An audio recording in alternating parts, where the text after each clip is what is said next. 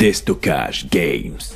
Bonjour à tous et bienvenue dans cette nouvelle vidéo. Aujourd'hui, j'ai l'honneur de vous présenter le Moser 98K de chez Double Bell et on va le comparer avec le Moser 98K de chez D-Boys.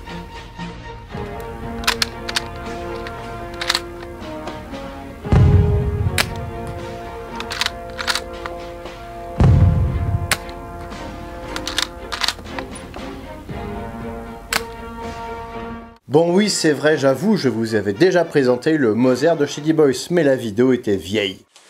Bienvenue à tous sur cette vidéo de présentation du carabineur R98K, aussi appelé Moser, du nom du fabricant. Ouais, elle a 10 ans. T'imagines le coup de vieux?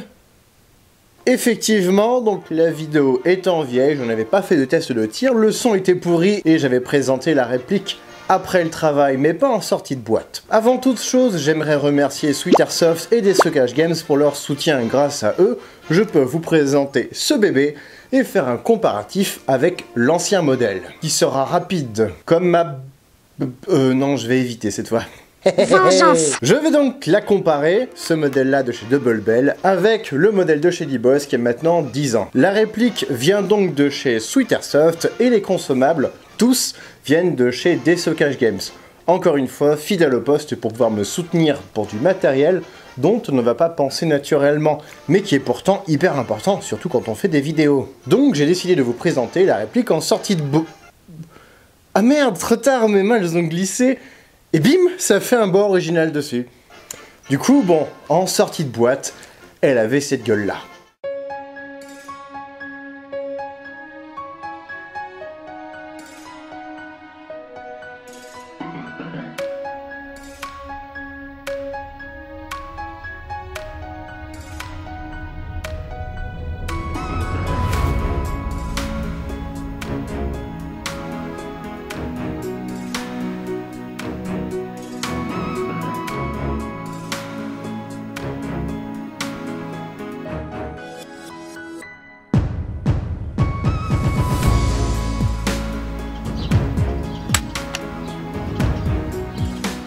D'un poids de 3 kg, la réplique est réalisée en bois et en zamac.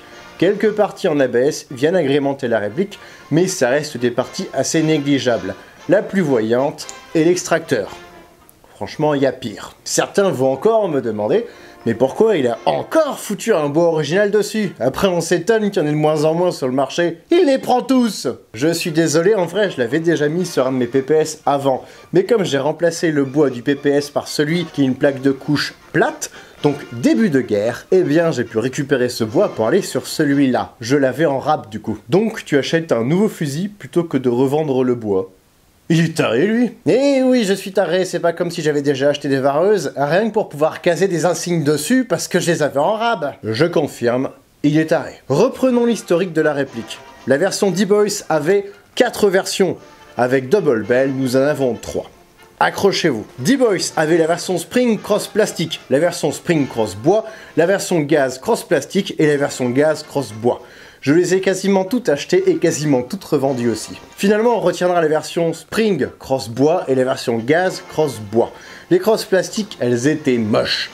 Ou idéal si vous vouliez mettre un bois original dessus, par exemple. Comme ça, vous passerez pour un taré quand vous irez mettre la crosse à la déchetterie. On ne dit plus déchetterie, attention, l'orthographe était trop galère vu qu'il y en a deux, donc maintenant on dit centre de tri volontaire. True story. Mais l'avantage de toutes ces versions, c'est que ce n'était pas cher. La moins chère coûtait 90 $ de mémoire.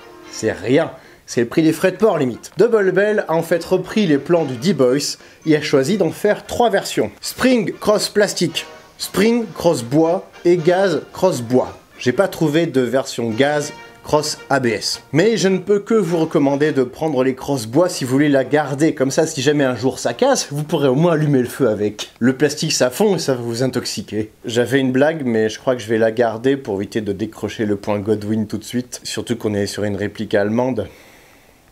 À gaz. Ce genre de gaz, ouais là c'est drôle, mais sinon ce serait de mauvais goût, hein. Je vais éviter. Est-ce qu'il y a une différence majeure entre la réplique D-Boys et la réplique Double Bell? Il y en a quasiment aucune. Je soupçonne même que ce soit la même entreprise qui a changé de nom, Comme ça, on reste en plus sur les mêmes initiales là. La version Spring avait la particularité d'avoir un canon interne de 6,05 mm environ sur les 3/4 de la longueur du canon externe. En gros comme ça.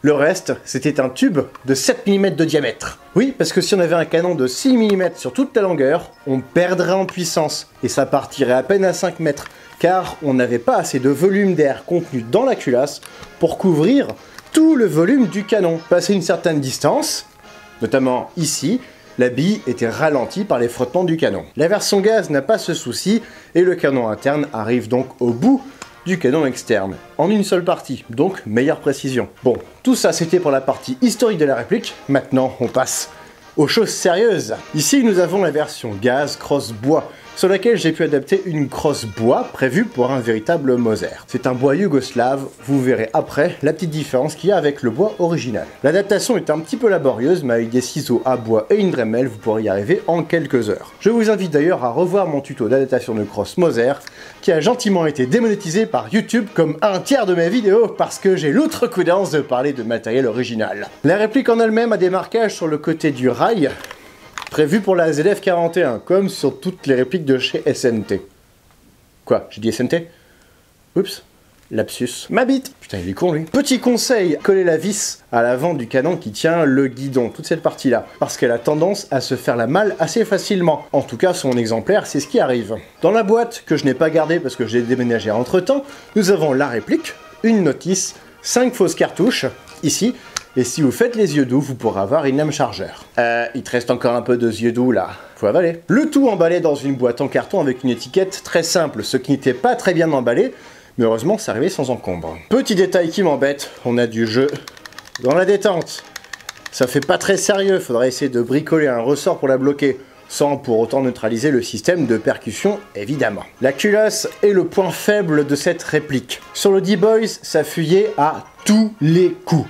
Ici, la fiabilité est un peu mieux, parce que ça ne fuit que par l'avant. J'ai eu une fuite pas plus tard qu'il y a quelques jours, j'ai donc du tout démonté, mettre de la graisse au niveau des joints et remonter. Après, ça fonctionnait mieux, ce qui fait que j'ai pu faire mon test de tir, avant que ça refuit un peu après. J'essaie de récupérer les pièces d'une culasse cassée de mon ancien D-Boy, mais impossible parce que certaines pièces à l'intérieur ne sont pas interchangeables. On a bien donc deux mécaniques différentes à l'intérieur de la culasse. Ceci dit, les culasses sont interchangeables. Après, sur les culasses de D-Boy, ça fuyait, mais par tous les côtés. Et l'autre gros point faible est la conception en elle-même de la culasse. Le Zamac, avec une minuscule partie en Zamac qui retient l'extrémité de la culasse sur le corps. Toutes les culasses, un jour ou l'autre, vont finir par casser. Autre point faible sur le D-Boys qui a cassé il y a quelques jours alors que je l'ai depuis plus de 10 ans. Le bas du magasin, ici, est monté sur un ressort qui est retenu par une petite butée en Zamac. À l'arrière, ça a pété, là aussi, je vous le donne en mille. Sans manipulation, c'est ça le pire, j'ai pas compris, ça a lâché tout seul. Du coup, je suis à la recherche de la pièce de rechange, celle qui est en dessous, ici, qui permet d'accueillir le magasin. En attendant, j'ai dû coller le bas du magasin, donc certes, je perds la fonctionnalité, mais au moins, je peux continuer à mettre des cartouches dedans. Le levier de démontage de la culasse sur le côté, il n'est pas réaliste, mais il est fonctionnel. J'ai l'impression que c'est un peu le résumé de cette réplique finalement. Pas réaliste, mais fonctionnel. Pendant un temps. Comme moi avec mes rêves de gloire, finalement, c'est pas réaliste, mais sur le long terme, ça peut peut-être fonctionner. J'avais pu tester, la planchette élévatrice peut être changée avec une originale. Donc si vous voulez absolument l'arritoire de culasse qui n'est pas reproduit ici, vous pouvez. J'ai ajouté une bretelle sur la réplique, mais quand je l'ai reçue, elle était marron brillant. Pas très belle, on aurait même dit du plastique tellement c'était moche. Pour virer ce vernis brillant, j'ai utilisé un chiffon et de l'acétone. C'est plus sympa quand ça ne brille pas. Je veux des paillettes dans ma vie, Kevin, mais il y a des limites quand même. La réplique fonctionne avec des fausses cartouches qui peuvent contenir chacun une bille. Niveau réalisme, on peut pas faire mieux. Après, il faut se procurer les cartouches et ne pas les perdre en partie. Ça peut être délicat. Chaque bille, vous la chérissez pour qu'elle tape sa cible et que vous n'ayez pas besoin de remettre une deuxième rapidement sous peine de risquer de perdre la cartouche qui va se barrer super loin.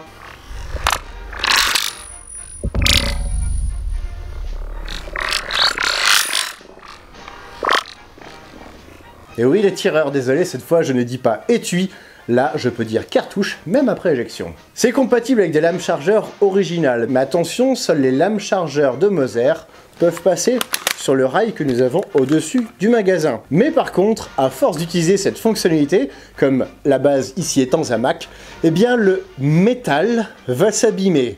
Et je ne peux plus faire ça sur mon D-Boy, je l'ai trop utilisé.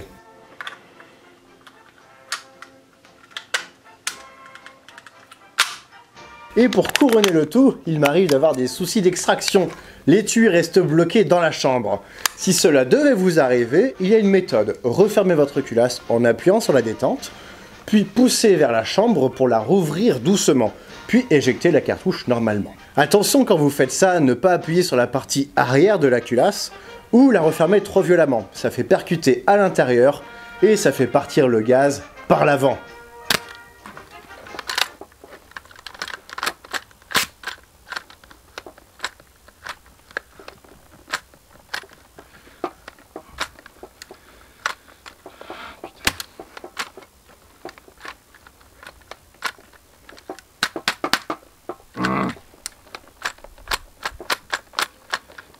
Un gag ça. Voilà. La culasse a un levier de sécurité qui a 3 positions, mais seulement 2 fonctionnalités. Quand le drapeau est à gauche, comme ici, on peut tirer, mais quand il est au-dessus ou à droite, on ne peut pas tirer, et dans les 2 positions, la culasse est bloquée. Évidemment, cette manipulation ne peut fonctionner que si la culasse est armée. Chef, oui chef, je suis une culasse et je suis armé! Il existe 2 types de cartouches, les D-Boys ou les Double Bell, et les Ratek, dont j'ai un exemplaire ici. Niveau performance, les cartouches Ratek sont un petit peu plus précises, mieux usinées a priori, elles sont surtout plus jolies. Jolie couleur laiton réaliste. Les cartouches de base sont couleur argent. Ceci dit, j'ai pu avoir des cartouches D-Boys qui étaient dorées. Bon, dorées, évidemment, ça n'a rien à voir avec les Ratek, hein. Du coup, j'en avais pris plein. Je les ai toujours. Il y a peut-être moyen que je devienne riche avec ça. Je fais de la spéculation finalement, un investissement sur le très long terme. Pour les Ratek, vous pourrez les retrouver sur le site de Sweet Airsoft, elles sont à 20 $ hors frais de port, et elles sont encore en stock. Concernant le fusil, sans le kit bois évidemment, vous pourrez le retrouver là aussi sur le site de Sweet Airsoft pour un prix de 248 $ pour la version gaz avec crosse bois. On peut voir qu'il est possible d'atténuer un peu la couleur alu de la culasse. C'est aussi un gros point noir niveau réalisme de cette réplique, toute la culasse est de couleur argent. J'ai donc dû poncer avec du papier de verre moyen grain pour pouvoir virer le revêtement merdique qu'il y a par-dessus.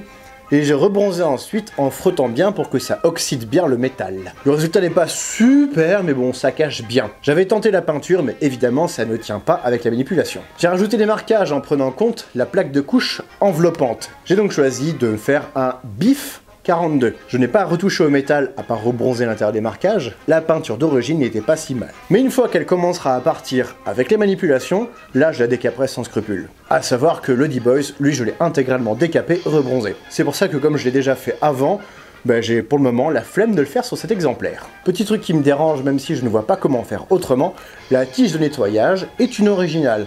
Mais elle ne va pas jusqu'au bout du canon. C'est une particularité du logement dans le bois. C'est normal, c'est un bois yougoslave, un tout petit peu plus long. Pourtant, j'ai pris la version longue de la baguette, à 31 cm. Il faudra atteindre les 33 ou 34 cm pour être bien. Ça vous fait rêver les filles, hein, 31 cm. Alors, celui du haut, c'est le D-Boy, celui du bas, c'est le Double Bell. Le D-Boy, j'ai mis un bois original. Celui du bas, c'est un bois yougoslave. On peut voir une très légère différence de longueur au niveau de la crosse. Sauf que les baguettes de nettoyage, elles ont la même taille. Résultat, on voit que la crosse yougoslave, comme elle est plus longue, la baguette de nettoyage paraît plus courte. Au niveau des marquages en sortie de boîte, il n'y en a absolument aucun, à part les graduations de la hausse. Normal en même temps, ce serait vraiment moche sinon. Concernant le hop-up, la vis de réglage, elle est sous la hausse. Ce qui est discret, mais il faut une clé Allen pour le régler. A savoir que j'ai dû refaire le bloc hop-up du Moser D-Boys à l'époque, parce que le joint d'origine ayant gentiment décidé de se déchirer. Se déchirer au joint, c'est plutôt cohérent finalement. Et du coup il a fallu que je change le ressort situé entre les 2 petites billes que nous avons dans le couloir sous la vis de réglage, parce que le ressort d'origine était trop mou. J'ai donc remplacé ça par une tige de coton-tige. Un tout petit bout que j'ai mis dedans. Ceci dit, vous pouvez bricoler votre propre exemplaire, moi je ne toucherai pas au Double Bell tant qu'il fonctionne. Vous commencez à me connaître, hein, de toute façon, si la mécanique fonctionne, je préfère ne pas toucher, parce que ce serait un peu dommage de risquer de casser tout en modifiant l'interne. On va maintenant passer au test de tir. Techniquement, ça fait 10 ans que vous l'attendez sur le D-Boys. Tout d'abord, passage au chrony à la 0,20, puis test de tir à 35 mètres à la 0,40 avec du gaz Ultrair qui vient de chez Destockage Games, tout comme les billes. Et ouais, on a un hop-up et une puissance qui sont finalement assez efficaces, donc on peut se permettre de prendre de la 0,40 pour avoir la meilleure précision possible.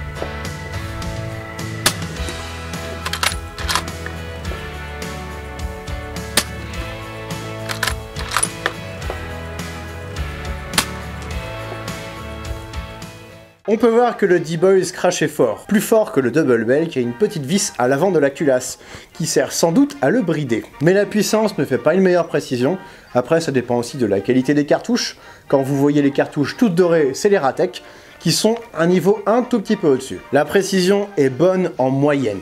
Je dis en moyenne parce qu'on a quand même des sacrés écarts de précision à 35 mètres. Pour la portée, on peut atteindre les 40 mètres, mais il faudrait l'upgrader pour pouvoir atteindre au-delà. Et c'est surtout assez aléatoire finalement. On voit que la réplique n'est pas très chère dans la qualité des matériaux surtout. Finalement, j'ai souvent vu cette réplique sur les terrains d'airsoft, mais il y a longtemps. Parce qu'il y a 10 ans, c'était la seule alternative cheap qu'on avait au Tanaka. Et la seule alternative fiable par rapport au Moser Marushin. Maintenant, évidemment, il y a beaucoup de concurrence, et la qualité laisse vraiment à désirer, que ce soit sur le court, moyen ou long terme. Mais il me tenait à cœur de pouvoir vous présenter la première version du Moser 98K à gaz de chez D-Boys, et la dernière version fabriquée par Double Bell. Tu veux nous faire pleurer, connard, c'est beau ce que tu dis. J'ai les poils qui se dressent.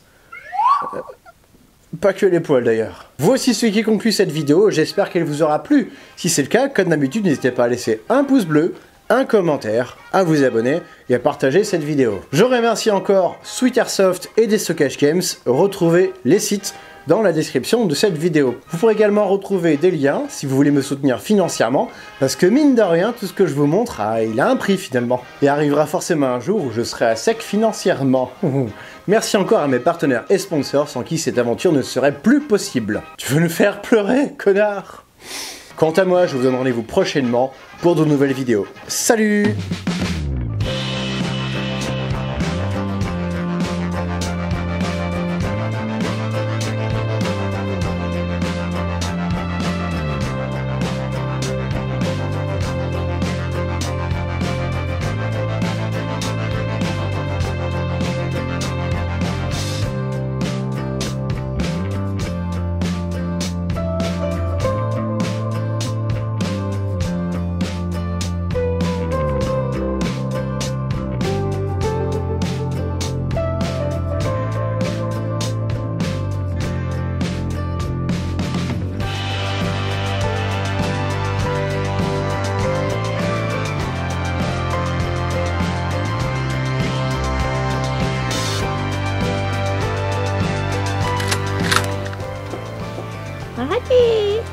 chut! Je garde le son, s'il te plaît.